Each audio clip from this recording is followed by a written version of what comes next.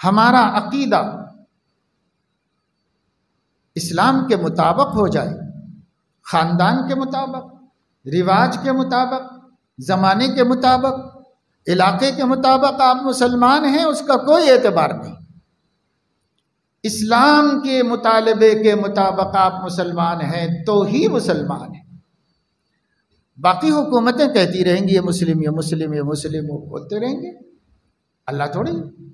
اللہ نے جیسا اسلام، جو عقیدہ نبی لے کر آئے، وہی عقیدہ جس کی اصل، اساس اور بنیاد کا پتھر توحید باری تعالی ہے، اور سب اسی رنگ میں رنگے ہوئے عقیدے، اور تین بنیادیں ہیں: عقیدہ توحید، عقیدہ رسالت و نبوت، اور عقیدہ آخرت۔ یہ تین عقیدے ہیں۔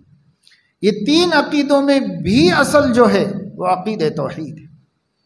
اب باقی جتنے عقیدے ہیں وہ چھوٹے چھوٹے پھیلا کر کے، الگ الگ کر کے سمجھائے جائیں تو 100-150 عقیدے مسلمانوں کے بنتے ہیں، وہ انہی تین کی تشریح میں بنتے ہیں۔ اصلاً تو یہی تین عقیدے ہیں جو ہمیں دیے گئے ہیں، اسی کے ضمن میں اور عقیدے بنتے ہیں۔